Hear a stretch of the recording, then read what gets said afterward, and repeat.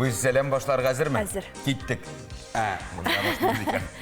Августның да экваторына килеп җиттек һәм аны җырлап, биеп каршы алабыз, чөнки бүген музыкаль дүшәмбе. Саулармысыз? Ассаламу алейкум, хөрмәтләрбез. Физик эшне җырлый эшләгәндә арух исе әзрәк сизелә икән. Моны тикшереп карагыз. Без эшләргә түгел, әз генә ял итеп алырга чакырабыз. Бүген біз сіздің білән мәктәп тормышына иеленуге комачаулаучы сәбәпләр, факторлар турында сөйләшәчәкбез. Серия 20, сцена 5, дубль 1. Внимание, стой по команде, назад иди, назад, по команде пойдешь. Җиләк, Шәшәк, Миләүшә, хәтта Лилия дә. Атларның һәрберсенең үз исеме бар. Мәсәлән, әлеге атның исеме Ойбаш, аны икенче төрле манаралы ат дип тә йөртәләр. Аның маңгаенда менә шундый ойлы манара бар. Бик тиздән ТНВ һәм ТНВ Планета каналларында премьера булачак. Иҗат төркеме Алмаш сериалының соңгы серияларын төшерү белән мәшгуль. Бу юлы вакыйгалар район җирлегендә уза. Шуңа сериалның күп өлеше Теләче районында төшерелде. Теләче халкы район администрациясе бу эштә зур ярдәмче булды.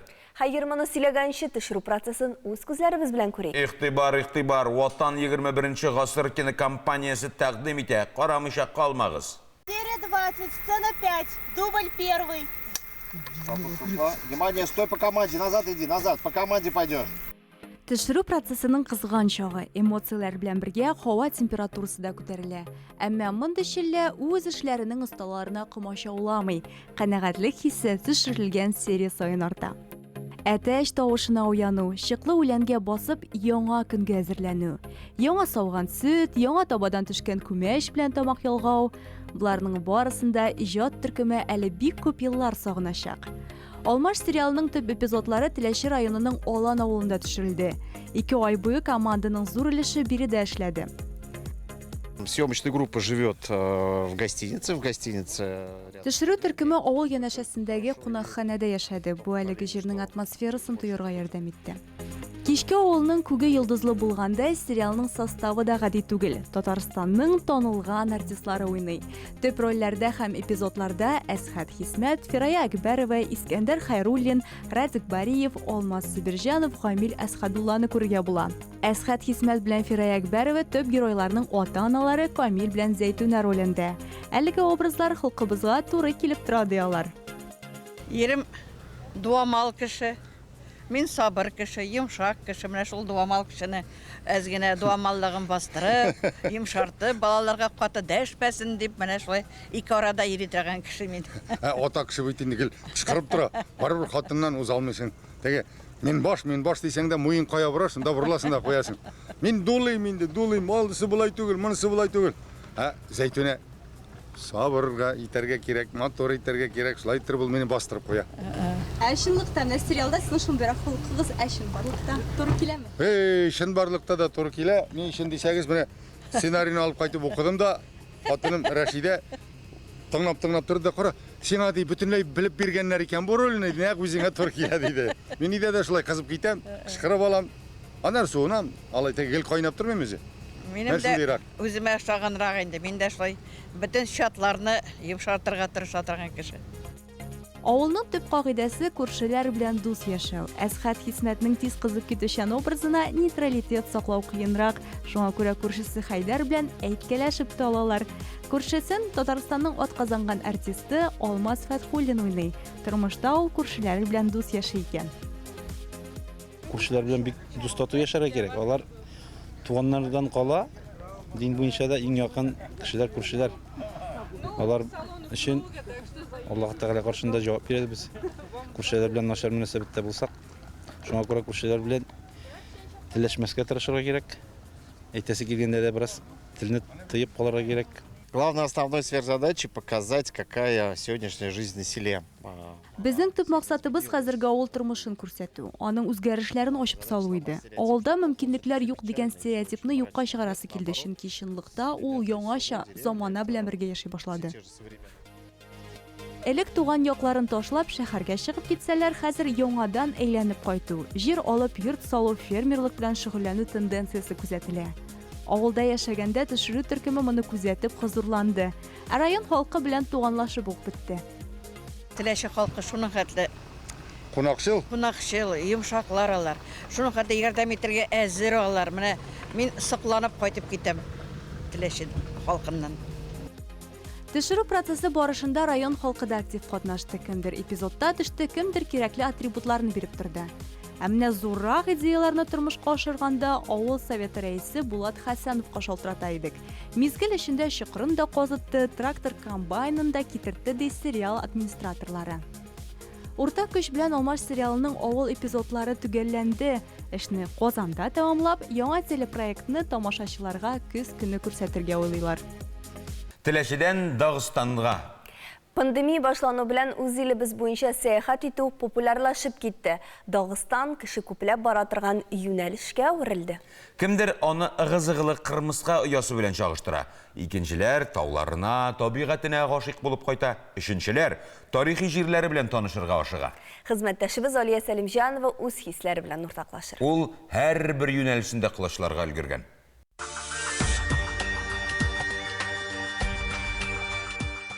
Дагыстан буенча сәяхәтебезне дәвам итеп сулыкларга юл алыйк. 6-7 сәгатькә исәпләнгән сәяхәтебез озаккарак сузылуын, ләкин юлдашларың әйбәт булганда юлда кыскарак тыела. Кырлар, авыллар артта кала, без тауларга таба юл алабыз. Серпантиннарны үткән сайын тирә-яктагы күренешләр дә кызыграк, моторрак.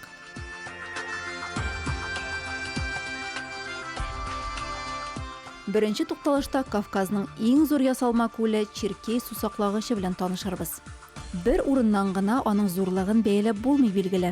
Шуңа күрә озынлыгы 86, киңлеге 5 чакрым, төбендә 3000 гектар җир белән Черкей авылы бар дигән сүзләргә ышанасы гына кала. Сусаклагыч шул авыл исемен йөртә икән.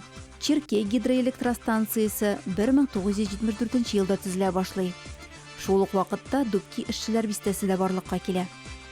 Диңгез тигезлегеннән 848 метрга күтәреләбез. Бистә шул биклектә урнашкан. Хәзер ул Сулак каньонының күзәтү мәйданчыгы буларак та билгеле. Тигез юлны сикәлтәле юл алыштыра. Гадәттә машиналар бик күп монда. Юл буенда малай-шалай тау чабыры сатып алырга тәкъдим итә. Мәйданчыкка барып җиткәч, Казан сабан туе монда күчкән икән дип уйлыйсың.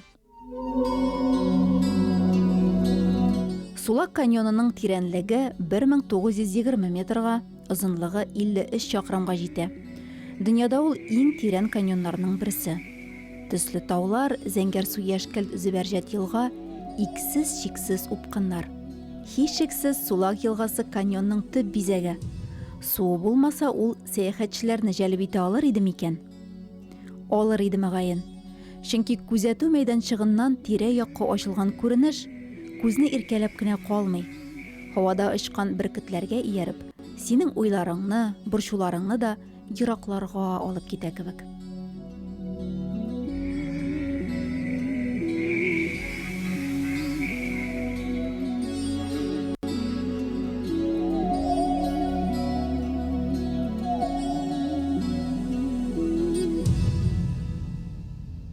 Бу искиткеч урын белән хушлашып, алга таба юл алабыз.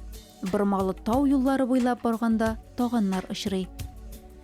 Булары кыю туристлар өчен күңел ачу урыны. Шуннан ерак түгел Пионер бистәсендә Дагыстанның тагын бер истәлекле урыны Форель Сөләйман балыгы хуҗалыгы. Ул да туристларны җәлеп итә.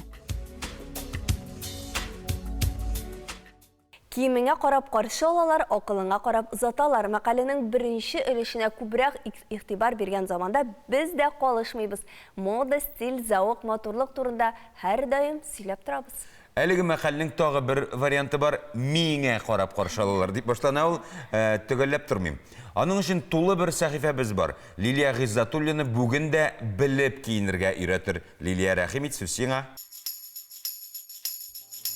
Исәнмесез. Үзгәрешләр. Сизәсезме? 2022 ел шундый девиз астында уза. Үзгәрешләрне безнең йөрәкләр, күзләр генә түгел, чәчләр дә таләп итә. Соңгы елларда табигый гына итеп йөрткән чәчләргә кыю рәвештә үзгәрешләр кертергә мөмкин. Прическа тышқы қияфәтінігіні өзгертіп қалмыша, кішіні бірнеше жылға ешәртірген, яки кересінше еш істерге мүмкін. Шуңа күрі аны сойлағанда ес формасы, шеш түріне иқтибар етігіз. Әйінді бұл сезонда модада болашақ прическаларны барлағаншы, моңғай шеші, яғни чолканың 100 ел ішінде неше өзгеруін қарап өтейік. Сөз оңайынан келішкен кішіге чолка трендлар исемлігінде.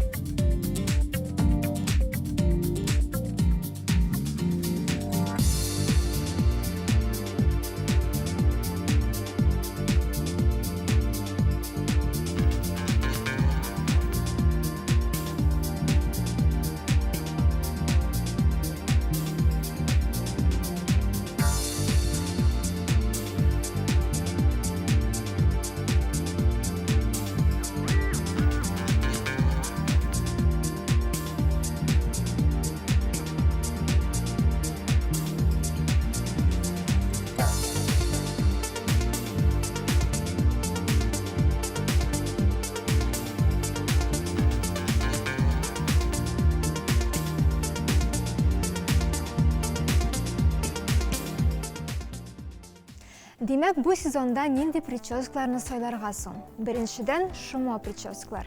Сізге гел ердемге келешек. Бұл күндәлігі үшін бек оңайлы, ғоди матур прическа. Хамыл бұл сезонның тренді. Әгер енді сіз шешігізні шулай жерға ойлағансыз екен, аксессуарлар турында ұнатмағыз. Ол қалар, мойынсалар не қадар зуррақ болса, шул қадар яқшырақ.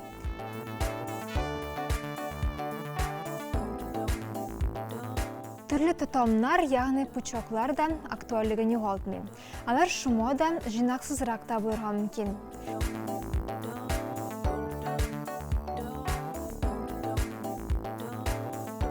Тағын бір тренд yüzінің йон яғынан түшіп тұрған юқа шеш тұлымы. Аны шумо прическалар жасағанда да шығарыға мүмкін.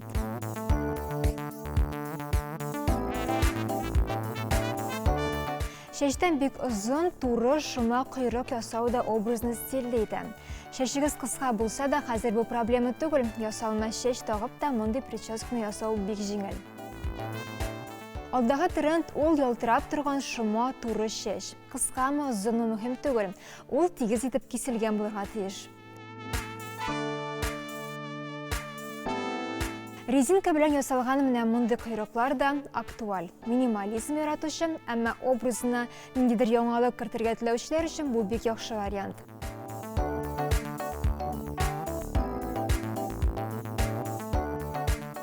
Тағын бір тренд ол шешіні ортадан айыру. Алда етіп ұзған шума прическаларда да бұл трендіні қоланып болан.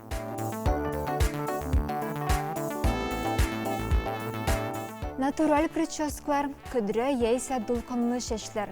Ашық етіп бізенерге яратмаушылар, минималлы ғадилікні үстін көрішілер үшін бұл бек яқшы вариант.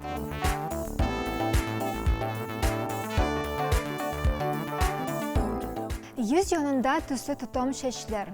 Үз шеш түсін қалдырып, имиджін өзгертірге тілегенде шешінің алғы үлішін башқа түске бұйырға мүмкін. Яшырын батырын түгіл. Шешлерібіз матурлық қына түгіл, сәләмәтлік білгісіді. Нендегіне прическа сасағыз да, алар сәләмәт болмасан, матурлық зауық турында сөйлешу артық. Прическа еңілік күнігізінің әнәтижәді тұрмышығыздың неше көтәсіне еғынты ясый. Софи Лоренның бұл сөздерін ұнытмек деген тілекте мен сіздің бірін сау болашам. Ашық havada узушы шаралар дәвам ите. Жай көне аларны көрмей қалмаңыз. Бу атнада булачаклары белән мәдәни ярдәмчедә танышу мөмкинлеге бар. Аны хезмәттәшебез Идел Кыямов алып бара. Хәерле иртә, хөрмәтле телевизор караучылар. 16 августта Бөек Ватан сугышы мемориалы музейында легендар очучы фронтовик Михаил Девятаевка Советлар Союзы геройы исеме бирелүнең 65 еллыгына багышланган тормыш һәм батырлык дип аталган күргәзмә ачыла. Экспонатлар арасында Михаил Девятаевның шәхси әйберләре, ул очкан самолетларның макетлары тәкъдим ителгән. Красновидово авылында алма спасы күңел ачу чарасы узачак. Бу гаилә белән бергә ял итү Идел елгасына карап хозурлану өчен менә дигән сәбәп. Сүз уңаеннан биредә язучы Максим Горький музее урнашкан. Ул күпмедер вакыт Красновидово авылында яшәгән. Бу хакта минем университетларым әсәрендә искә алына. Бәйрәм 2 өлештән тора. Татарстан башкаласы кунакларын үз ишенә музей, театр, шәһәр буйлап йөрү мультимедиа комплексы һәм түбәдәге күзәтү мәйданчыгына Тукай һәм театр җәяүле экскурсиясенә чакырабыз. Экскурсия Габдулла Тукай әдәби музейында башлана. Анда шагыйрьнең исән чагында нәшер ителгән әсәрләре һәм шәхси әйберләре урнашкан. Аннан сез иске татар бистәсе буйлап сәяхәткә чыгасыз. Икенче пункт Шәрык клубы Digital комплексы. Анда виртуаль форматта татар театры тарихы тәкъдим ителә. Соңыннан Галискар Камал исемендәге театр түбәсенә менәсез. Аннан Татарстанның 1000 еллык башкаласына гаҗәеп манзара ачыла. 17 августта Тинчурин театрында Кияу урлау спектакле. Кайчандыр ике дус Азват белән Садырый туганлашырга уйлыйлар. Әгәр беребездә кыз, икенчебездә малай туса, өйләндерербез дип ант итешәләр. Ләкин икесенең дә малай туа. Шулай итеп ант онытыла. Әмма үләренә 3 көн кала, Азват бабай күптәнге анты исенә төшерә һәм хәзер йоланың оныкларга күчүен белдерә. Соңгы әманәт үтәлмәгән чоракта нәселгә бәхетсезлек киләчәк дип искәртә. Нәтиҗәдә бабай өчен махсус никах оештырырга, шуңа кияу урларга булалар. Бүгенгә менә шулар. Мәдәни чараларга план кордык, дөнья яңалыклары белән танышыйк. Һәрберебез өчен гаиләсе, якыннары, эше, дуслары үзе бер зур дөнья. Әмма үзебезнең мәшәкатьләрдән арынып, дөньяда ни булганы да безгә бик кызык.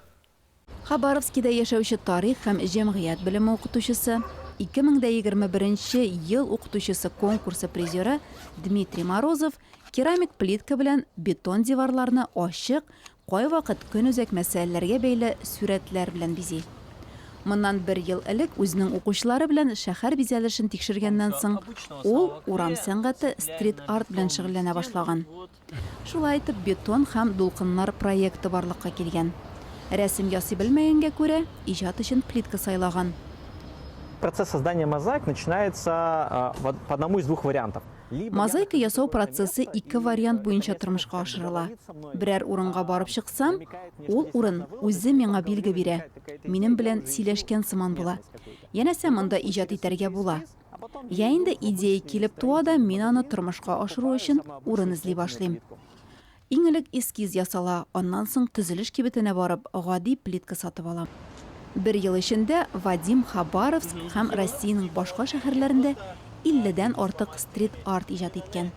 Морозов әйтүенчә, аның иҗатын шәһәр халкы уңай бәяли. Ул балаларның да, өлкәннәрнең дә игътибарын җәлеп итә. Белорус блогеры Стас Вулканов Сапсерфта бер үзе генә экспедицияга чыгып киткән. 80 көн эчендә 2450 чакрым ара үтеп, Сарытауда тукталган. Идел Ауропаның иң озын елгасы икәнен белгәч, Стас елганың башы Тверь өлкәсе Каковкино авылыннан алып, Каспий диңгезенә койган тамагына кадәр 3500 чакрым араны 100 көн эчендә тактада йөзеп үтәргә тели. Интересный, нетривиальный способ. Саббортта Иделне кичкән кеше юк иде әле. Беренче буласым килә. Елгада көчле җил аркасында зур дулкыннар да була. Төн җиткәч тә йөзүе җайлы. Ай нурлары су өстен яктырта. Син дөм караңгыда калмыйсың. Әстерхан өлкәсенең Вышка авылына экспедицияның соңгы ноктасына ул август урталарында барып җитәргә җыена. Кирегә Саббортта кайтмаячак, чөнки агымга каршы йөзү бик катлаулы. Дөньядагы матур мәхәббәт биналарының бөтенесен күрәсе килә һәм сезгә дә күрсәтәсебез килә. Хезмәттәшләребез кая гына барса да үз күзләре белән күргәнне шунда ук камерага яздырып, сезгә дә күрсәтергә ашыга. Нинди уңган безнең хезмәттәшләр дип өстисе генә кала. Чөнки ял итүләренә карамастан, алар эшне дә онытмый. Бу юлы Төркиядән алган хис кичерешләре белән Айсылу Сөләйманова уртаклашыр. Бүген сәяхәтебез Сөләймания мәчетенә булыр. Мәчет Госманлы империясының иң данлы чорында идарә иткән падишах Солтан Сөләйман исемен йөртә.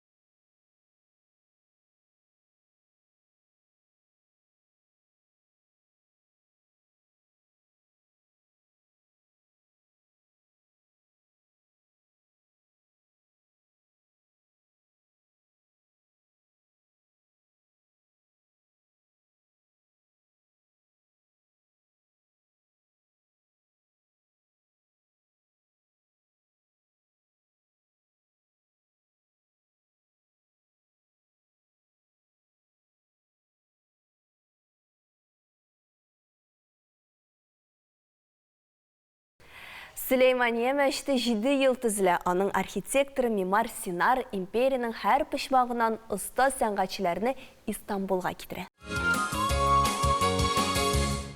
Бала тыңламый, телефонда күп утыра, яшьтәшләре белән уртак тел таба алмый, үзендә юмыла. Бала белән бәйле бихисап сораулар туарга мөмкин. Без әтиәниләрдә. Шулай, аларга әзме күпме җавап табырга тырышырбыз. Бәлки, психолог киңәше ярдәмгә килер. Исәнмесез, кадерле тамашачылар, мәктәпкә әзерлек турында сөйләшүне дәвам итәбез. Бүген без сезнең белән мәктәп тормышына ияләнүгә комачаулаучы сәбәпләр, факторлар турында сөйләшәчәкбез. Беренчедән, гаиләдә көн тәртибе, режим булмау.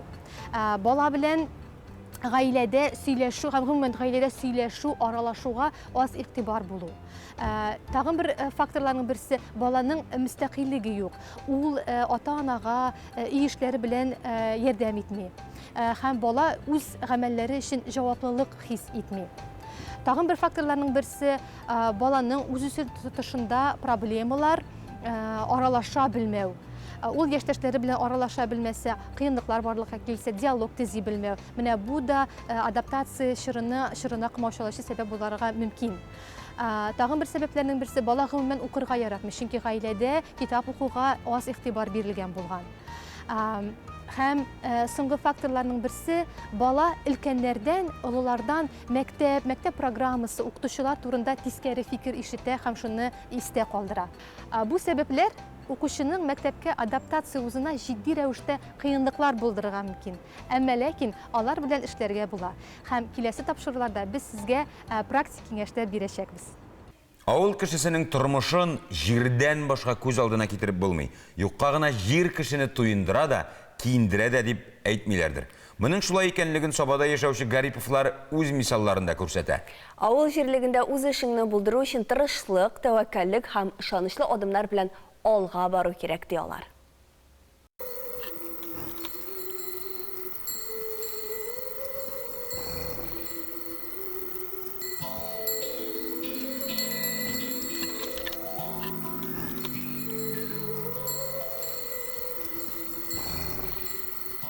Барысы да хыялдан башлана. Бала чакта кагылган ат җене Илнар Гариповны гомере буе эзәрлекли.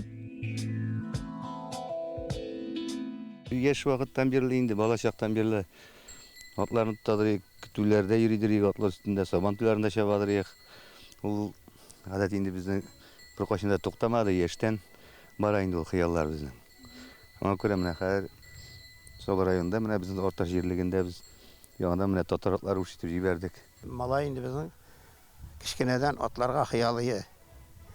Әти сыерны сатыгыз да аталып бирегез дип.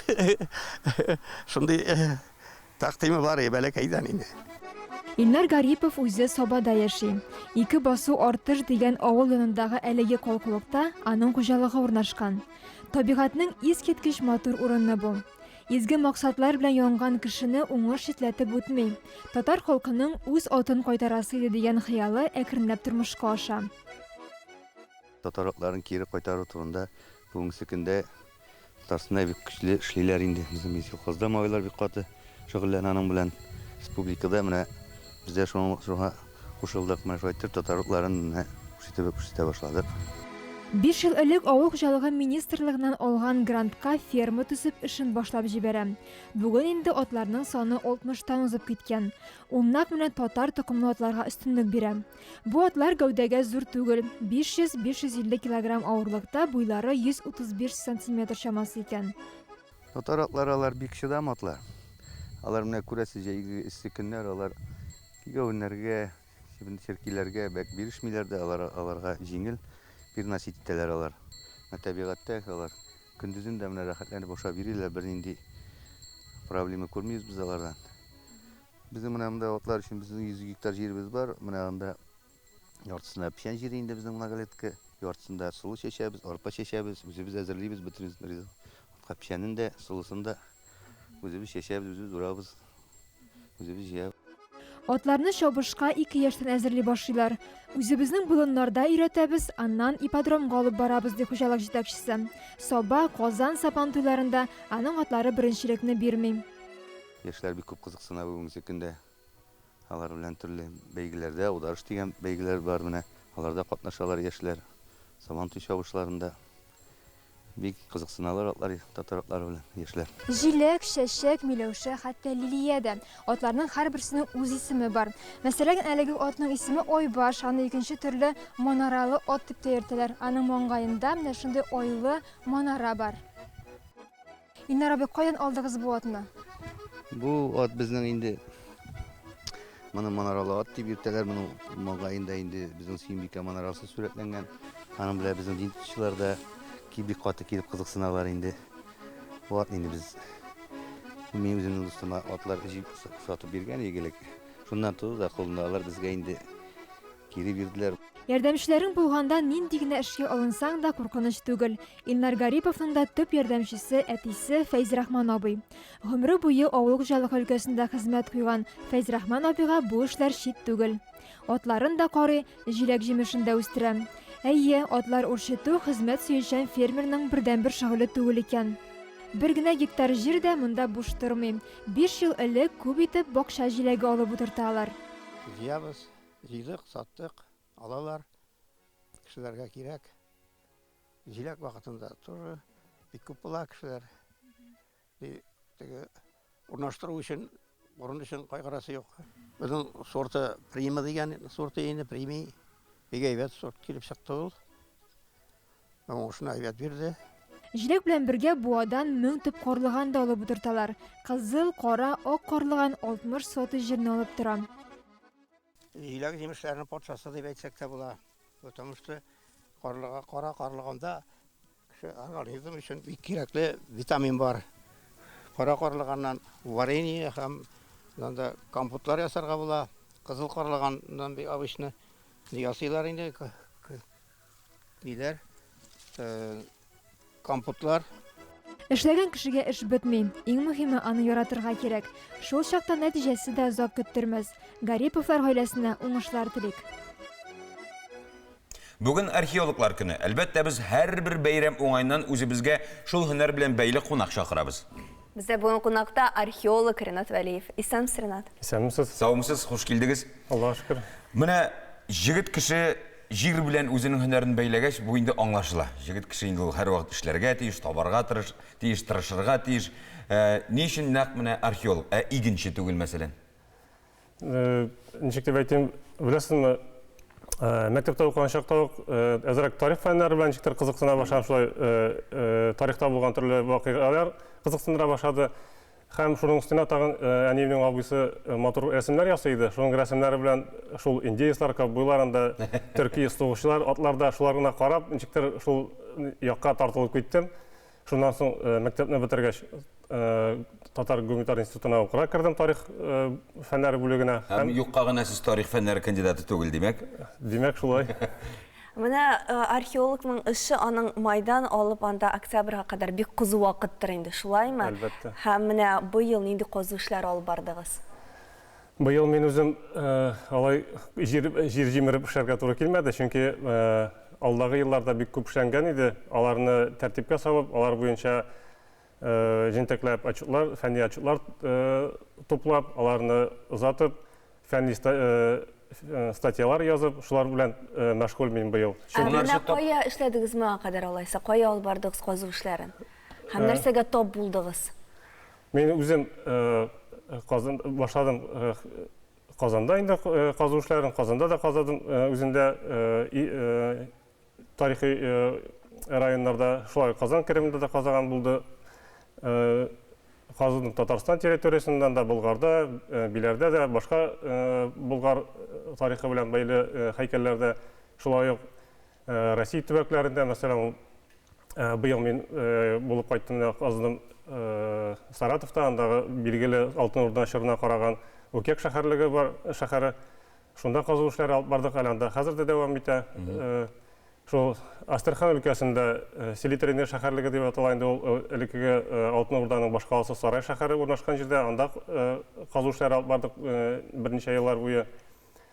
Шулай башка урыннарда һәм хәтта шулай туры килде, даже Болгариягә чыгып, анда казу эшләрендә дә катнашырга туры килде. Субханалла. Ә менә бу җирләрне сез үзегез тарихчы буларак башта өйрәнәсез, инде тарихын өйрәнәсез, һәм анда нәрсәдер инде бардыр дип барып казыйсыз, шулай бит. Үзегез сайлап аласызмы, яки сезгә аны менә монда барыгыз, монда эшләгез дип тарихчы буларак Фәннәр академиясе юнәлеш бирәм? Без Фәннәр академиясының бер структурасы буларак, ниндирә булса, бер фәнни юнәлештә эшлибез, эшләр алып барабыз. Һәрберебезнең безнең фәнни хезмәткәрләрнең үзләренең темасы бар. Шул темалар өстендә эшлибез һәм шуңа бәйле тарихи археологик һәйкәлләрне, кызыклы һәйкәлләрне казыйбыз. Бу беренчедән, икенчедән шулай ук бар саклау археологиясе дибез инде, аны мәсәлән кайда булса төзелеш буласы урыннарда, анда җирне казыйсы урыннарда, юл төзүләрме, анда йорт салалармы, анда истәлекле урыннарда иң беренче чиратта археологлар казу эшләре алып барырга тиеш. Һәм шулай ансы инде менә безнең фәнни юнәлеш белән бәйле булмаса да, шундый археологияны сез тикшереп чыгарга тиеш иң беренче чиратта. Әлбәттә. Ә менә археологның хыялы нинди икән? Актерлар инде алар төп роль турында хыяллана. Алтын табудыр инде. Ә менә сезнең хыялыгыз, максатыгыз нәрсәгә ирешергә тырышасыз? Белмим, андый миндә һәм башка археологларда уйламыйм, менә шундый алтын табу дип. Безнең өчен алтын әһәмияткә ия түгел, чөнки Менә иң кадерлесен алтын белән генә чагыштырып әйтәм. Аны безгә күп сорау бирәләр, күп алтын таптыгыз дип. Алтыннар да табырга туры килде, ләкин менә бит. Ләкин иң кызыгы, иң кызыксындырганы безне, ул безнең менә фән белән бәйләнешле табылдыклар. Әгәр дә кайыр вакытта чүлмәк ватыгы да бик кыйммәтле, сиңа кирәклесе очраса, шунсы да бик кыйммәтле була. Ә шулай да менә иң кадерле казанышыгыз, табылдыгыз, экспонатыгыз. Минем өчен мин үзем Болгар Алтын Урда һәм Казан ханлыгы чорлары белән шөгыльләнсәм дә, минем өчен ул Радний Средневековье дип атала инде, иртәнге урта гасырлар чорына караган каберлек табу булды. Андый каберлекләр күп түгел. Алар Татарстанда аның беренче шундый яркий дип әйтим инде, андый каберлекне безнең Евгений Петрович Казаков тапкан иде. Һәм менә икенче шундый зур каберлекне мин табып өйрәндем. Кайда таптыгыз инде? Ул Спас районында, утравларда, Куйбышев су саклагычы акваториясендә бер утравда урнашкан. Субханалла. Димәк инде кайдадыр, кайчандыр кешеләр гөрләп яшәгән җир утравы булып кына калган дигән сүз бит инде. Әлбәттә, күп кенә һәйкәлләр су саклагыч су күтәрелү нәтиҗәсендә юылып юкка чыкканнар, кайберләре яр ишелеп, анда башка нәрсәләр, шундый катаклизм дийме, белән нәтиҗәсендә юкка чыкканнар. Андый һәйкәлләр бик күп. Ринат әфәнде, кунакка килеп, бәйнә-бәйнә үзегезнең һөнәрегез турында сөйләгән өчен бик зур рәхмәт. Киләчәктә дә сезнең эшегез үзебезнең тарихыбызны барлауга зур әһәмият юнәлешендә дәвам итсен иде. Бик зур рәхмәт сезгә. Һөнәри бәйрәмегез белән ихластан котлыйбыз. Бик зур рәхмәт. Узган атна бик матур чара белән төгәлләнде. Ул Болгар дәүләт тарихи архитектура музей тыюлыгында ачык һавада күрсәтелгән Кара Пулат операсы. Татарлар, башка милләт вәкилләре бөтен республикадан җыелган иде. Шыннан да күңелгә кереп кала торган бу вакыйга бөтен кешене тетрәндерде һәм күңелләренә хуш килде. Моннан тыш милләттәшләребезнең нинди чаралардан хисләнеп кайтуын Ләйсән Хөснуллина җиткерер, Дәрья сәхифәсе вакыты җиткәнен аңлагансыздыр. Ләйсән, рәхимит. Исәнмесез нуктырын тамашачыларыбыз, республикабызда һәм чит төбәкләрдә яшәүче кадерле милләттәшләребез. Есентуки шәһәрендә авыл яшьләре арасында Күнтүп Башак дип аталган бөтен Россия футбол ярышлары тәмамланган. Анда илебезнең бик күп төбәкләреннән 20дән артык команда катнашкан. 10 көннән артык барган ил күләм бәйгедә Мордовияның иң зур татар авылы Белозерье командасы беренче урынны алган. Җиңү уңаеннан республиканың татар эшмәкәрләре клубы футболчылар хөрмәтенә зур аш мәҗлесе уздырган. Авылны бөтен илгә таныткан малайларга бүләкләр тапшырганнар. Дөресен әйтик, Мордовия татарлары дигәч, күпләр аларны бары тик эшмәкәрләр яисә мәчетләр салып намазга йөрүче диндар кешеләр итеп кенә күз алына китерә торганнар. Ә бит алар тормышның бөтен тармагы белән дә ныклап шөгыльләнүче, уңган һәм булдыклы мишәр татарлары. Алар икътисад, сәнәгать, фән һәм спорт юнәлеше буенча да еллар дәвамында республикада зур эш алып баралар. Хәйриячелектә һәм мохтаҗларга ярдәм итүдә дә аларның өлеше әйтеп бетергесез. Егетләрнең Есентукига бару, яшәү чыгымнарында эшмәкәрләр үз эшләренә алганнар. Без мәчет эшләренә генә түгел, үзгә эшләргә дә күп әтелде инде хәзер. Спортка күп әһәмият бирәбез. Шулай ук безнең теге балалар хоккеймен занимается, көрәшмен занимается. Аларга бик күп тоже ярдәмнәребезне бирәбез. Как бы теге урамда азып ите бирәгенчә, алар балаларыбыз мәчеткә йөри, спортмен занимается күп. И поэтому безнең шундый бигенге сиккән Аллага шөкер результатларыбыз да бар. Мордовияның иң зур татар авылы Белозерьеда 3000дән артык кеше гомер итә. Авылда халык акчасына салынган 8 мәчет эшләп тора. Мәчетләр каршында хоккей һәм футбол командалары оешкан. Алар ел дәвамында авылда үзара ярышлар уздыралар. Авылданын яклап читтә дә көч сынашалар. Авылның Белозерье дип аталган хоккей командасы ел сайын районда гына түгел, республика күләмендә узучы турнирларда катнашып җиңү яулыйлар. Аларга да спорт киемнәрен эшмәкәрләр алып бирә. Юл, кунакханәдә тору чыгымнарында алар каплый. Балалар өчен акча зәл түгел, балалар өчен акча түгәргә кирәк. Аны түкминчә булмый. Алар ытсыннар, стимул булсын үзләренә, яхшы гына интереслары күбрәк. Эрәнәләр нигә уйнарга итәргә. Футбол командасының тренеры, авыл мәктәбенең физкультура укытучысы Наим Яңглишев белдергәнчә, Есентукида узган бәйгедә илебезнең төрле төбәгеннән иң көчле 16 команда катнашкан. Шуңа күрә ярыш бик кискен һәм җитди була. Ничек кенә булмасын, Белозерье малайлары туган якларына җиңү белән бергә чемпион кубогында алып кайталар. Ә бүген исә эшмәкәрләр авылның хәләл кафесына әле яңа гына бөтен Россия футбол бәйгесендә беренчелекне алып, чемпион исеменә лаек булган авылдаш яшүсмерләрне кунакка чакырганнар. Алар уже не первый раз выиграли республиканские соревнования, алар выиграли по Волжье, алар заняли Россияда 3-е место по мини-футболу, потом в прошлом году алар заняли 2-е место, в Есентуках был турнир, в этом году мы уже заняли 1-е место. Тренер Наим сүзләренә караганда, футболга йөрүче балалар укуда да сынатмыйлар, атнасына 5 тапкыр тренировканда калдырмыйлар, әле мәчеткә, намазга йөрергә дә вакыт табалар. Футбол полезный спорт, анда егырга кирәк, итәргә кирәк, как бы дыхалка полезна, анда хочется, чтобы мясо занимались видами спорта любыми, полезно. Альхамдулилля, джимагарим, аткайман, бакайман, аммасери, намазда да, айтка да. Намазларда укыйсың? Да, альхамдулилля, намазларда укыйбыз. Есентукида җиңү алып кайткан һәм авылданын еракларга тараткан 16 малайга һәм аларның тренерларына эшмәкәрләр акчалата бүләкләр һәм республика баш каласы Саранскига бер көнлек сәяхәткә бару өчен сертификат тапшырдылар. Урманнарга керсәм хайран калам яшь имәннең бөгелгәненә. Әлеге җир юллары Башкортстанның Әлшәй районы Түбән Әүрүс авылы урманына да туры киләдер. Гәрчә сүз имән агачлары турында түгел, умартачы Мәхмүд Хайбрахманов турында. Милләттәшебезнең урман уртасында урнашкан умарталыгына кунакка авыл халкы гына түгел, туристлар да килә. Хәбәрчебез Миләүшә Латипов да алар арасында. Түбән Әүрүс авылы янында имәнлек дип аталган урман урнашкан. Әлбәттә, биредә горор имәннәр үсеп утыра, ләкин шул ук вакытта алар арасында алмагач, юка һәм хәтта каштан агачын да күрергә була. Шулай ук туристлар өчен дә кызыклы объектлар бар. Әйтик, алар арасында Мәхмүт Хайбрахмановның зур умарталыгы.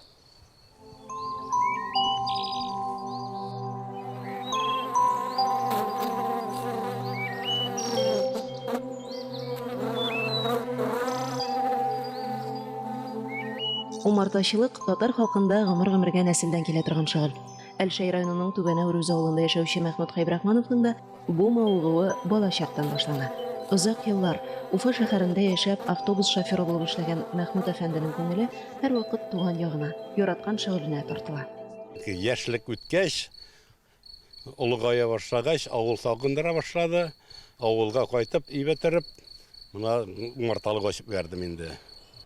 Яраткан эшкә күңелне салып башкаргач, авырлыгы әллә ни сизелми, ди Мәхмүт Хайбрахманов. Бүген бу аның өчен һөнәр генә түгел, ә тормыш рәвеше.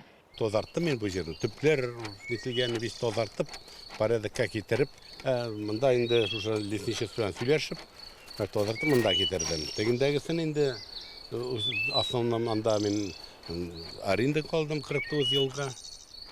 Урман эчендә тыныч, урман ограждение.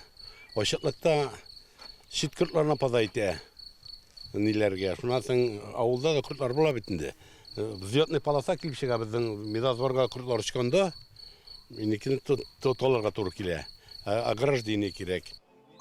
Милләттәшебез сөйләгәнчә, умартачының эше җәен дә, кышын да җитәрлек. Бал чыгарудан тыш, оста куллы Хайбрахманов умарталарны да юка агачыннан үзе ясый. Бал кортларын саклар өчен дә төрле сулар уйлап таба, белемен даими рәвештә камилләштереп тора. Төрле дару сыртып барган тормышкадан. Великий воин, бесполезно бар керәләр. Мен тотында аны улытны куйдым да, савыт су салам да шунда су аша үтәлмиләр кырмыскалар. Только шушы выгода карадым. Дарудан бесполезно. Әлшәй урманы эчендә үзенчәлекле утрау күрер өчен Мәхмүт Хайбрахмановның туганнары һәм дуслары кайтырга ашыга. Алар да буш кул белән кайтмый.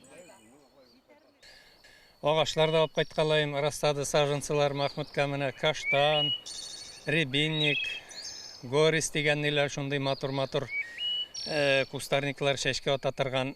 Күңелле бит инде менә умарталар үсә, агачлар үсә, и шул шәшкә ата торган кустарниклар менә шәшкә атып җибәрә, нык күңелле.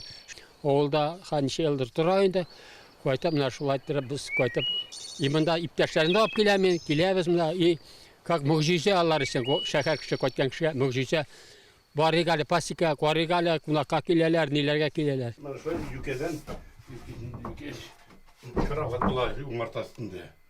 Шушы кровать өстендә шушы специально жесткий токта кирәк иделәр. Әлеге вакытта Мәхмүт Хайбрахманов умарта кортлары ярдәмендә дәвалану өчен махсус өй, апидомик эшләү белән мәшгуль. Киләчәктә биредә кунакка килүче туристлар өчен ял итү һәм сауыктыру урыны булыр дигән өметтә кала ул. 21-25 август көннәрендә Мәскәүдә Татарстан мәдәнияте көннәре узачак. Алар Ибн Фадлан, Тарлан һәм Микулай фильмнарын күрсәтүдән башланачак. Шулай ук Мәскәү кунаклары һәм башкалада яшәүче милләттәшләребез татар шагыйрьләре белән дә очрашачак. Әлеге мәртәбәле чаралар традиция буенча Татарстан сәнгать осталары оештырган гала-концерт белән тәмамланачак дип хәбәр итә Татарстанның Россиядагы тулы вәкаләтле вәкиллегенең матбугат хезмәте. Мөхтәрәм тамашачыларыбыз, бүгенге җиткәсе мәгълүматларым нәшрлар иде. Мин сезгә хәерле эш көннәр теләп калам. Исән сау булыгыз.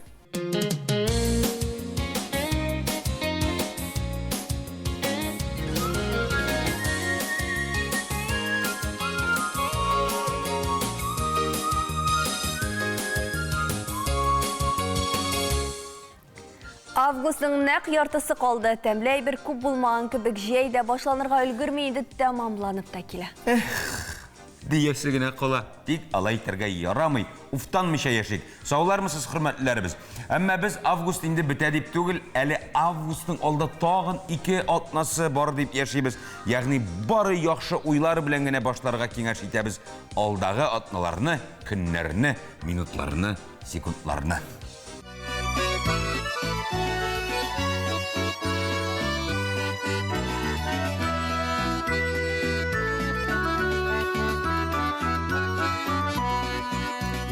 Була яры, аккан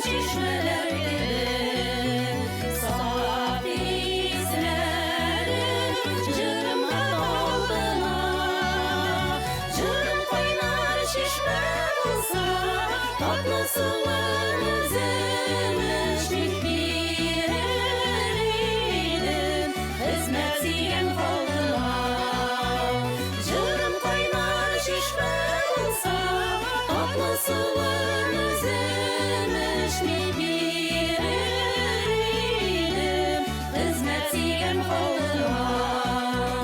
Мөхтәрәм Татарстанлылар, сезне Әтнә муниципаль районы Сөмбел халык фольклор ансамбле исеменнән чын күңелебездән республика көне белән тәбрик итәбез. Сезгә сәламәтлек, бәрәкәтле тормыш теләп калабыз. Бәйрәм белән! Мин яратам, сине Татарстан, алтыннарың өчен яратам. Күкрәп, яшен-яшнәп яуган, яңгырларың өчен яратам. Күкрәп, яшен-яшнәп яуган, яңгырларың өчен яратам. Суда, суда, суда из аласыма, мин сине күрми тузалмый, мен сине тузаласыма. Суда, суда, суда из аласыма, мин сине күрми тузалмый, мен сине тузаласыма. Суда, суда, суда из аласыма, мин сине күрми тузалмый, мен сине тузаласыма.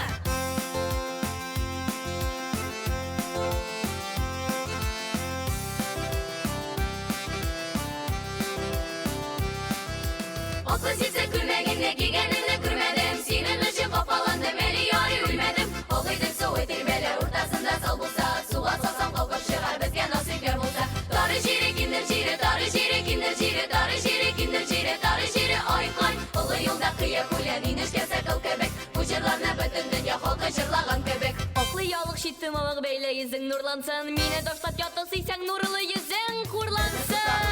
Файдасызны кошыгыз, килер көннәр шашыгыз, хәтергә кушыгыз. Безне кошлар урманда, файдасызны кошыгыз, килер көннәр шашыгыз, хәтергә кушыгыз.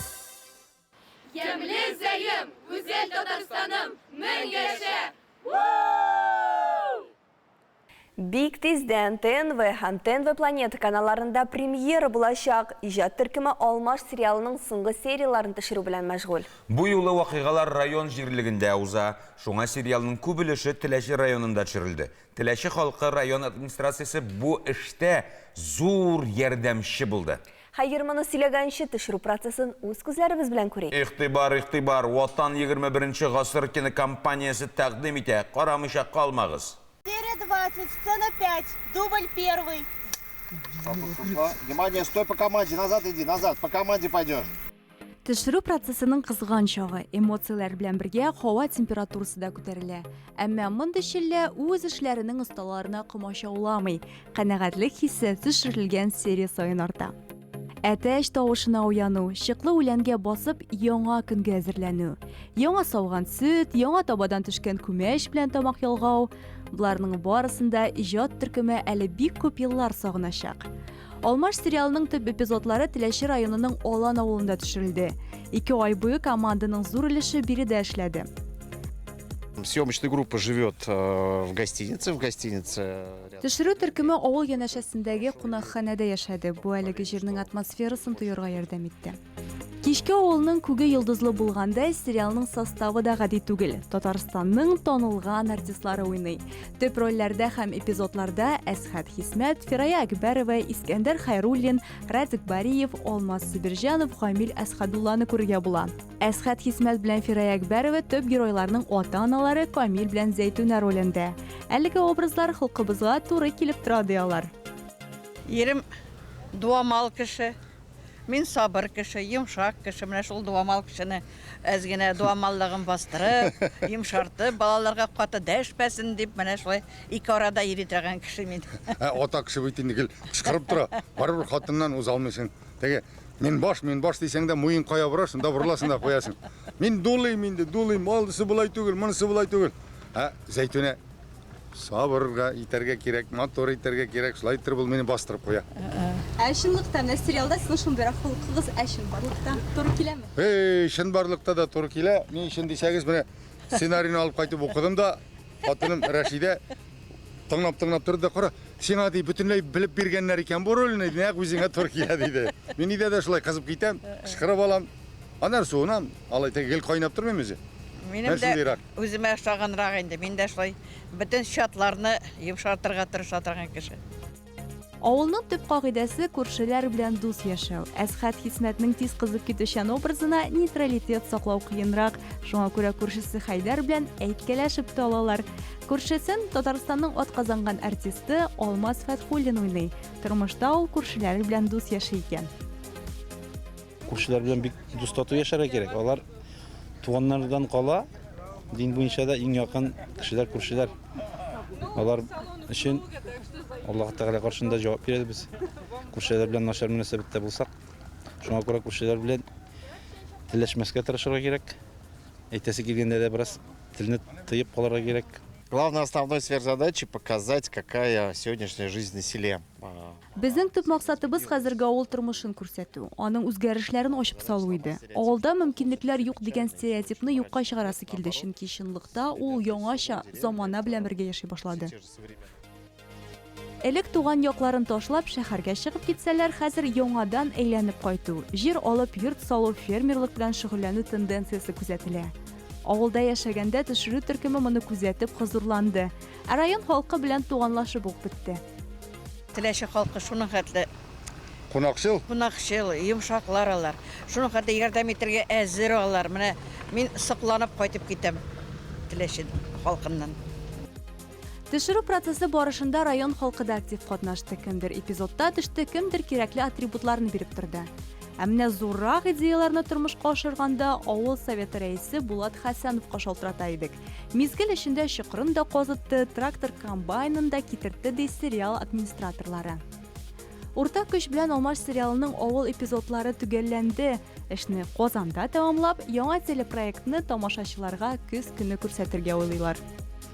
Киемеңә карап каршы алалар, акылыңа карап озаталар. Мәкаленең беренче өлешенә күбрәк игътибар биргән заманда без дә калышмыйбыз. Мода, стиль, зауык, матурлык турында һәр даим сөйләп торабыз. Әлеге мәкальнең тагы бер варианты бар, миңә карап каршы алалар дип баштана ул төгәлләп тормыйм. Аның өчен тулы бер сәхифәбез бар. Лилия Гыйззатуллина бүген дә белеп киенергә өйрәтер. Лилия, рәхим ит, сүз сиңа. Исәнмесез. Үзгәрешләр. Сизәсезме, 2022 ел шундый девиз астында уза. Үзгәрешләрне безнең йөрәкләр, күзләр генә түгел, чәчләр дә таләп итә. Соңгы елларда табигый гына итеп йөрткән чәчләргә кыю рәвештә үзгәрешләр кертергә мөмкин. Прическа тышкы кыяфәтне генә үзгәртеп калмыйча, кешене берничә елга яшәртергә яки киресенчә яшь өстәргә мөмкин. Шуңа күрә аны сайлаганда йөз формасы, чәч төренә игътибар итегез. Ә инде бу сезонда модада булачак прическаларны барлаганчы, маңгай чәче, ягъни челканың 100 ел эчендә ничек үзгәрүен карап үтик.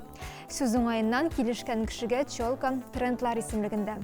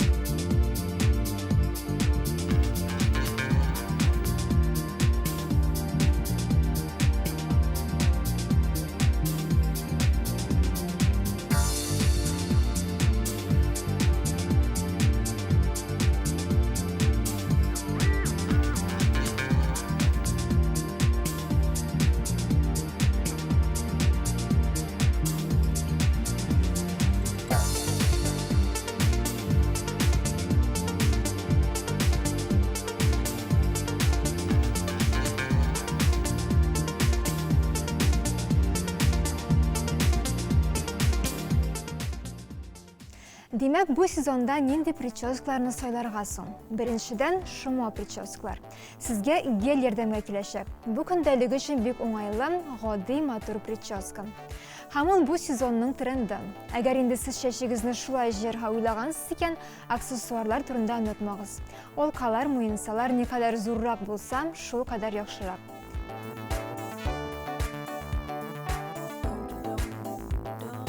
Төрле тотамнар, ягъни пучоклар да актуальлыгын югалтмый.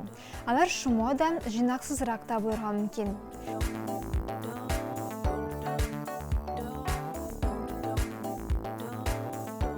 Тагын бер тренд йөзнең ян ягыннан төшеп торган юка чәч тылымы. Аны шома прическалар ясаганда да чыгарырга мөмкин.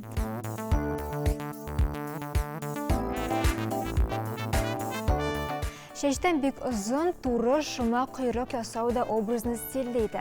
Чәчегез кыска булса да, хәзер бу проблема түгел. Ясалма чәч тагып та мондый прическаны ясау бик җиңел.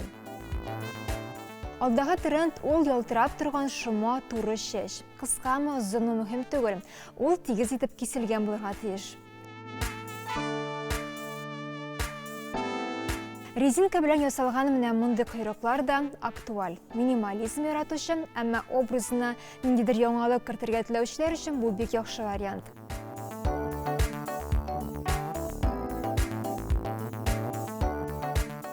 Тагын бер тренд ул чәчне уртадан айыру. Алда итеп узган шома прическаларда да бу трендны кулланып була.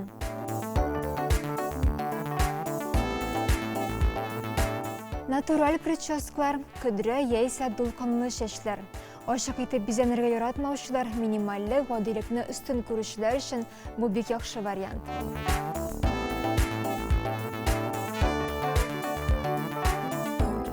Йөз янында төсле тотам чәчләр. Үз чәч төсен калдырып, имиджын үзгәртергә теләгәндә, чәчнең алгы өлешен башка төскә буярга мөмкин. Яшерен батырын түгел. Чәчләребез матурлык кына түгел, сәламәтлек билгесе дә. Нинди генә прическа ясасагыз да, алар сәламәт булмаса, матурлык, зәвык турында сөйләшү артык. Прическа иң элек көнегезнең, ә нәтиҗәдә тормышыгызның ничек үтәсенә йогынты ясый. Софи Лоренның бу сүзләрен онытмыйк дигән теләктә мин сезнең белән саубуллашам.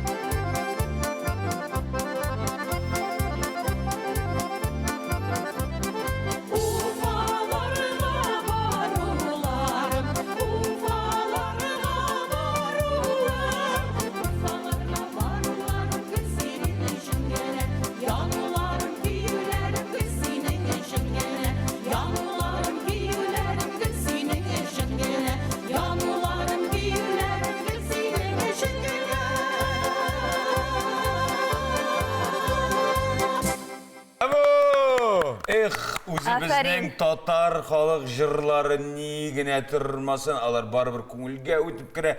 Башкаручыларын исәпкә алганда ансы инде искиткеч сүзсез калдыручылар. Бүген бездә кунакта Гөлләр ансамбле. Һәм без Гөлләр ансамбленең солисты Гөлшат Гарифуллина белән әңгәмә кырырбыз. Гөлшат ханым, саумысыз, хуш килдегез. Хәерле итә, хөрмәтле дусларым, хәерле итә студия. Яңгырый, гөрли галәм. Гөлләрдән хәерле иртәгә кайнар сәлам. Шулай иттереп сәламләп сезнең белән исәнләшеп, халкыбызга чәчәкле, җәйге, җырлы сәламнәрне җибәреп калыйм әле дуслар. Сез күренеп тора, иҗади яктан бик әзерләнеп килгәнсез, инде шигырьләрне дә сиптереп кенә торасыз, күз тимәсен. Кемнәр соң Гөлләр ансамбле? Дуслар, гөлләр турында сөйләгәндә, табигатьтә күпме гөлләр булса, гөлләр турында шулкадәр матур фикер, шулкадәр яңа информация бирергә булыр иде. Ләкин мин сүзне кыска тотып булай дип әйтәсем килә. Казан шәһәренең Совет районы Дәрвишләр бистәсендә Сәйид Галиев исемендәге мәдәният сарае бар. Менә шул мәдәният сараенда 1961 елда Рәис Сайфуллин тарафыннан 7 генә кешедән торган гөлләр ансамбленең беренче нәни составы барлыкка килә. Беренче шытымнары 7 генә кешедән торган. Анда оркестрда булмый, музыкантлар да булмый. Шуннан тара-бара Рәис абый кызыгып китеп, үзе бит инде беләсез, Галиаскар Камал исемендәге театрда эшләгән Рәис Сайфуллинның ул баянчы да, ул кубышчы да, нинди генә музыка уен коралларында уйнамаган. Ул инде музыкаль төркем дә оештырып, ансамбле зурайта, үзгәртә. Менә шушы ансамбль инде Бөтен союзный шушындай бөтен союз күләм смотрларда катнашып, беренчесендә дә, икенчесендә дә лауреат була. Һәм 1976 елда Мәскәүнең Ак колонналар залына барып, татар җырын яңгыратып, бөтен Рәйсәгә дан казанып, матур мактау кәгазьләре алып кайдылар. Шаттырып кайта. Әйе, мин 76 елда анда үземдә булдым. Һәм инде гөрләп эшлибез. Ансамбль инде үсә, зурая, ул чагында 33 кешедән торган ансамбль 100 кешегә җитә. Анда хәтта студентлар килә, әбиләр, бабайлар, укучылар, кемнәр генә булмый. Барсы да җырлый, татар халкы бит җырлы күңелле халык. Бик кыска тотабыз дигән нигезсезне хәтта бүлдерәскә. Менә составы бүгенге көндә күпме кеше сездә? Кемнәр алар? Менә бүгенге көнгә килеп җиткәнче Рәис абый бөтен конкурста катнашып, бөтен җирдә катнашып, 2004 елга кадәр шушы төркем белән эшләде. Ул вакытта ул аталадыр халык җыр һәм музыка ансамбле дип. Ә менә яңа җитәкче Альберт Шакиров Зарипович килгәчләрендә аңа Гөлләр дигән матур исем кушып, һәм инде әле безнең алган халык исемнәре дә бар. Шуны яңадан подтверждать итеп, шуны яңадан раслап, без яңа ритмда, яңа сулыш белән эшли башладык. Альберт Шакиров ул составта гел кызлар гына булганга Гөлләргә бәйледер. Күбрәк шулайрак. Безнең инде егетләребез алар, лашыннарыбыз, музыкантларыбыз безгә булышып уйнап торалар. Безнең җитәкчебез Альберт Шакиров Зарипович, ул инде үзе автор да, үзе башкаручы, үзе композитор. Безнең Татарстан Җөмһүриятенең атказанган мәдәният хезмәткәре һәм без аның белән кулга-кул җитәкләшеп, менә шушы карапны тотып алып барабыз. Бик күп җырлар язабыз. Составында кемнәр бар дисез? Составында анда безнең менә шушы эфирдан мине тыңлап, безне тыңлап, сәлам көтеп утыручы, ниндидер сәбәпләр аркасында башка шәһәрләрдә, башка районнарда яшәүче безнең җырчыларыбыз сәлам көтәдер. Сезгә кайнар сәлам достарыбыз, сез беренче карлыгачаларыбыз. Анда 20 ел җырлаган безнең Урза Багаевиева һәм шулай ук безнең Кания Крюкова. Һәм инде бу дөньядан киткәннең рухлары шат булсын. Дания Даминова, бу сидә гөрләп җиргән кешеләр. Гармунчыларыбыз, безнең анда Зифар абый, безнең караучыбыз Нил Исламовлар һәм бик күп яшьләр. Һәм хәзерге вакытта миннән сәлам, бездән сәлам көтеп утыра торган. Анда безнең әле җырчыларыбыз Венера, шулай ук Разия ханым Ибатуллина, Әлфия, биючебез, безнең кичкенә генә Әлфиябез, 6 төрле халык биюен бии торган. Алар бик күпләр. Кичкенә генә дә төшкенә. Кичкенә сикәткенә бии торган, аңа махсус без гармон дигән җыр яздык, биюен кушып, шушындый кушымталары белән.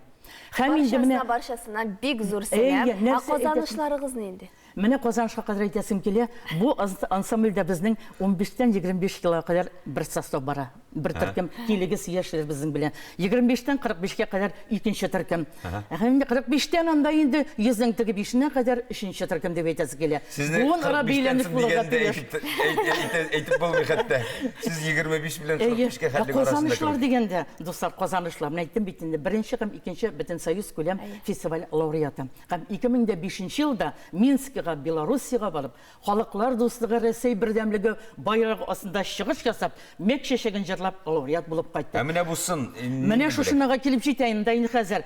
Без бит әле татарча гына җырламый, без башка җырларында, рус җырларында, әле инглиз телендә җырлап уйлап торабыз. Һәм инде башка милләт телләрендә җырлап, рус җырын җырлап, без birinci orun algan edik, Tüben Novgorодка bargan edik. Tüben Novgoroddan bizni җибәрделәр Санкт-Петербургка. Менә шуннан кайткан мактаулы бүләк инде безнең ялтырап торган. Анда без гран-при алып кайттык әйбәт. Рус җырын җырлап, Соловушканы җырлап, без шулай эзлибаемсы. Гөлләр булган җирдә кышлар сайрап торачак. Әфәрин, біз сүзсіз қолдық. Енді сіз... Гүлшат ханымдағы энергия, дәрт тұрмышқан Егетлер қызлар тағын бір сөз айтасым келе. Біз ненде жөнеліште ішлейбіз. Біздің бей жөнеліш бір күні кеттірілді гөл. Халық жырларын жырлайбыз, эстрада жырларын жырлайбыз, фольклорны жырлайбыз. Һәм шул вакытта біздің енді әйтәбіз әлі академический исполнение деп, аңды қалтлаулы жырларын жырлайбыз. Рөстәм Яхин Сарасадекова жырларын жырлайбыз. Җәүдәт Фәйзи, Мансур Музафаров жырларын жырлайбыз.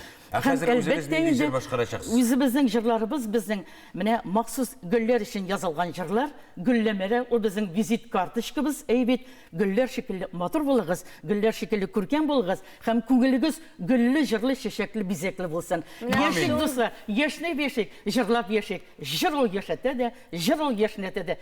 Безнең белән булыгыз. Амин. Рәхмәт яусын. Шундый теләктә телевизион сәхнәбезне кабат сезгә тапшырабыз. Юк, Гөлшат ханым энергический риятич. Менә шулай шундый теләкләрдә без Гөлшат ханым белән беразга гына саубалашып торабыз да, күз ачып йомганчы аның образын, ягъни күлмәген үзгәртеп, сүзне үзенә тапшырып, аны музыкаль сәхнәбездә күрәчәкбез.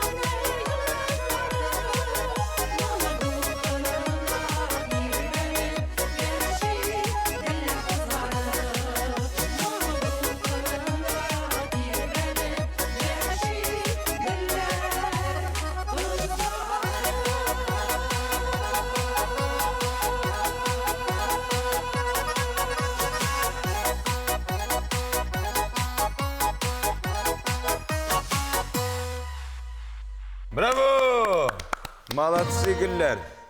Ашық havada узышы шаралар дәвам итә. Жәй көне аларны күрмей калмагыз. Бу атнада булачаклары белән мәдәни ярдәмчедә танышу мөмкинлеге бар. Аны хезмәттәшебез Идил Кыямов алып бара. Хәерле иртә, хөрмәтле телевизор караучылар. 16 августта Бөек Ватан сугышы мемориалы музейында легендар очучы фронтовик Михаил Девятаевка Советлар Союзы герое исеме бирелүнең 65 еллыгына багышланган тормыш һәм батырлык дип аталган күргәзмә ачыла. Экспонатлар арасында Михаил Девятаевның шәхси әйберләре, ул очкан самолетларның макетлары тәкъдим ителгән.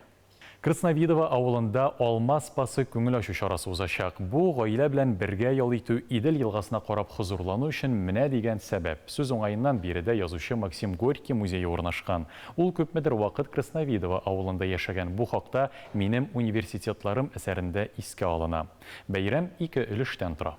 Татарстан башкаласы кунакларын үз эшенә музей, театр, шәһәр буйлап йөрү мультимедиа комплексы һәм Түбәдәге күзәтү мәйданчыгына Тукай һәм театр җәяүле экскурсиясенә чакырабыз. Экскурсия Габдулла Тукай әдәби музейында башлана. Анда шагыйрьнең исән чагында нәшер ителгән әсәрләре һәм шәхси әйберләре урнашкан. Аннан сез иске татар бистәсе буйлап сәяхәткә чыгасыз. Икенче пункт Шәрык клубы Digital комплексы. Анда виртуаль форматта татар театры тарихы тәкъдим ителә. Соңыннан Галискар Камал исемендәге театр түбәсенә менәсез. Аннан Татарстанның 1000 еллык башкаласына гаҗәеп манзара ачыла. 17 августта Тинчурин театрында Кияу урлау спектакле. Кайчандыр ике дус Азват белән Садрый туганлашырга уйлыйлар. Әгәр беребездә кыз, икенчебездә малай туса, өйләндерербез дип ант итешәләр. Ләкин икесенең дә малай туа. Шулай итеп ант онытыла. Әмма үләренә 3 көн кала, Азват бабай күптәнге анты исенә төшерә һәм хәзер йоланың оныкларга күчүен белдерә. Соңгы әманәт үтәлмәгән чоракта нәселгә бәхетсезлек киләчәк дип искәртә. Нәтиҗәдә бабай өчен махсус никах оештырырга, шуңа кияу урларга булалар. Бүгенгә менә шулар. Дөньядагы матур мәхәббәт биналарының бөтенесен күрәсе килә һәм сезгә дә күрсәтәсебез килә.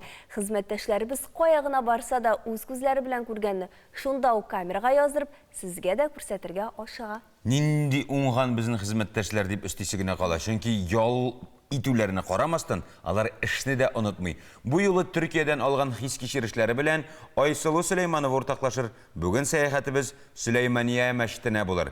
Мәчет Госманлы империясының иң данлы чорында идарә иткән падишах Солтан Сөләйман исемен йөртә.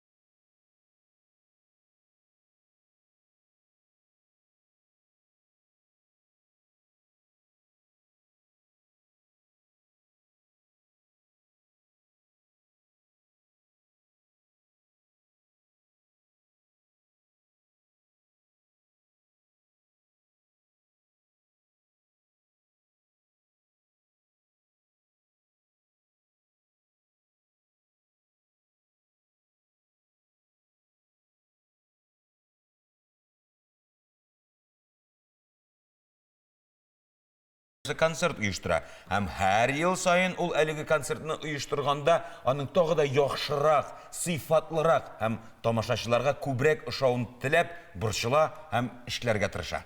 Аңлагансыздыр инде. Концерт турында сөйләшербез. Бездә кунакта Болгар радиосы баш мөхәррире һәм продюсеры Илфар Кәримов.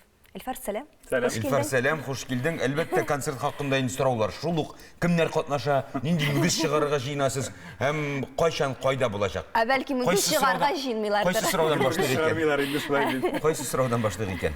Менә 30 август инде һәрбер татар халкы өчен, милләт өчен ул көтеп алынган бәйрәмдер. Республика көне, башкалабыз Казан шәһәр көне шулай бит. Һәм инде традицион рәвештә Болгар радиосы әлеге көнне концерт оештыра. 30 август пирамида концертлар залы кичке сәгать 6. Һәм инде бу концерт әйткәнемчә традициягә кирип китте. Бирегә безнең тыңлаучыларыбыз, тамашачыларыбыз гаиләләре белән килә. Кемдер әти-әнисенә, әби-бабасына билет бүләк итә, Бөтен республикадан җыелалар. Күрше регионнардан җыелалар. Дөрестән дә менә чит төбәкләрдән дә шалтыратучылар бар. Инде билетларны каян алырга була дип, пирамида кассасында да бар, Кассиру сайтында да теге чит яшәүчеләр булса интернеттан гына да алырга була шулай бит. Кыскасы, бөтен татар милләтен бер урынга туплаган җир булыр бу. Иң төп мәйданнарның берсе булыр дип уйлыйбыз инде без. 30 август шәһәр көнендә Болгар радиосы концертын әйдә җырчыларга килгәндә, бер дә әлбәттә иң-иңнәре дип әйтергә кирәк. Менә санап китсәк инде, Гүзәл Уразова, Илдар Хәкимов, Зәйнәп Фәрхетдинова, Ришат Төхвәтуллин, Рифат Зарипов, дуэтлар барысында яраткан, Рамазановлар, Фазлыевлар шулай бит. Кыскасы, һәркем үзенең күңеленә хуш килердәй җырчысын, җырын ишетә алачак, күрә алачак әле. Менә бөтенесен дә санап бетереп өлгермим дидең, якынча саны гына. 30-га якын җырчы булачак безнең, ялгышмасам, 30 дип хәтерлим. Менә 3 сәгать ярымлык концерт булыр ул. Тәнәфесләре белән бергә инде. Ни өчен шулай? Мәсәлән, 6-да башланып китә һәм 10-нчы яртыларга төгәлләрбез дип торабыз без чамалап инде, чөнки 10-да салют безнең. Концерт төгәлләнгәч, инде барыбыз бөтен пирамида белән Казан су яр буена төшәчәкбез, чөнки аннан менә шәһәр көнендә бәйрәм салютын карага менә дигән күренеш ачылачак. Димәк, төп максатларның берсе салютка хәтлек бетереп өлгергә кирәк. Әлбәттә, инде салютны аннары бергәләп карыйбыз. Гомумән концертның үзенчәлеге анда гына түгел, бирегә килгән тамашачы Болгар радиосыннан уникаль бүләкләргә, сюрпризларга ия булачак. Әйтик, рәхәт сәяхәт, я тормыш алифбасы тапшыруының герое булу, яисә иртәнге чәй тапшыруына килеп, алар белән 1 сәгатьлек эфир алып бару, иртәнге чәй эчү, шулай инде сәхнә артына кереп, яраткан җырчың белән фотога төшү, сәхнәгә күтәрелеп игълан итү яраткан җырчыңа менә шушы уникаль. Менә моңа ирешер өчен нәрсә эшләргә кирәк булачак тамашачыга? Концертка гына килергә кирәк, билет аласың, һәм үзегез сойлап аласызмы? Без инде менә уйлап бетерәбез әле ничек сойлап аласың. Лотерея рәвешендә булырмы? Без инде очраклы рәвештә сойлап алып, менә шулай җиңүчеләрне билгеләячәк. Димәк, әлеге бәйгеләрдә катнашып җиңәргә телисең икән, яки гомумән катнашырга гына телисең икән, син иң мөһиме концертка килергә телисең. Килмичә катнашып булмый. Юк, шул концертка килгән. Концертка килер өчен билет алырга кирәк. Шулай. Илфар, сез билет һәрвакыт алыр өчен акча эшләргә кирәк. Илфар, сез һәрвакыт ниндер анда театраль шоу да әзерләгәнегез бар. Ниндер үзенчәлек кертеп җибәрергә тырышасыз. Бу юлы менә үзенчәлек ул бары тик тамашачылар белән генә бәйлеме, я булмаса сәхнәдә дә булачак. Менә төп үзенчәлекнең берсен әйттем инде мин, шулай бит. Шәһәр көне, республика көне булгач, әлбәттә, милли көйләр, милли биюләр дә күрәсе килә. Менә безнең Казан бию ансамблендә катнашачак, алар дәртле җырлары, биюләре белән ачып җибәрәчәк концертны. Һәм инде җырларны сайлаганда да без менә туган як турында, Татарстан Республикасы Казан турындагы җырларны сайларга тырыштык. Шушы бәйрәм рухы сәхнәдә дә сизелеп торсын өчен. Туган як инде Казан турында дисең, Төтеннәр җырының бәйрәм концертына ни катнашы бар икән? Ришат Төхвәтуллин башкаруындагы. Төтеннәр җыры булмаячак анда. Аны без Илфардан соң гына игълан итәбез икән. Шулаймы? Ришат нинди җыр белән катнашачак? Ришат менә туган як турында шулай җыр, ялан аяк балачак дигән яңа җыр яздырды. Ул менә шуны әзерли, концертта шуны җырлыйм дип тора. Менә тагын бер үзенчәлекле ягы бар. Менә сиңа кадәр бик күп артистлар килде, без бик күпләр белән әңгәмә кырдык һәм бөтенесе мин яңа җыр башкарам, Димәк, премьералар да күп булачак. Бу бит инде менә җәйге ялдан соң җырчыларның да, безнең дә яңа сезон башлана. Концерт сезоны башланып китә. Нәкъ шушы 30 август көне Болгар радиосы концерты белән Татар эстрадасында концертлар сезоны, яңа концертлар сезоны башланып китә дип әйтергә дә була. Һәм инде һәрбер җырчы тамашачыга үзенең яңа җырын тәкъдим итәргә тырыша. Бу инде нинди бер символик рәвештәдер күрәсең. Яңа ел башланып киткән шикелле, яңа концерт сезоны. Илфар, рәхмәт. Без вакыт әйткәнчә 30 концертка барырга тырышырбыз, тамашачыларны өндибез. Һәр нәрсәнең үз тәртибе булган кебек, саубулашуның да үз кагыйдәләре бар икән. Мәсәлән, исәнләшкәндә дә, саубулашканда да исем белән эндәшергә кирәк. Саубулашкач шундук борылып китәргә ярамый. 1-2 адым артка барырга кирәк. Аннан соң борылырга. Көньякта гомумән хуҗалар үпкәләмәсен өчен кунактан арт белән чыгып китәләр икән. Алайса инде, хөрмәтле тамашачыларыбыз, бөтенегезнең дә исемен әйттем дип кабул итегез. Сау булыгыз, исән сау булыгыз. 2 сәгать дәвамында сезнең белән Манзара тапшырган иҗат төркем алып баручылар Луиза белән Алмаз Гәрәев иде. Киләсе очрашуларга кадәр 2 метр үттем әле Луиза. Үтте борыл. Үттем инде.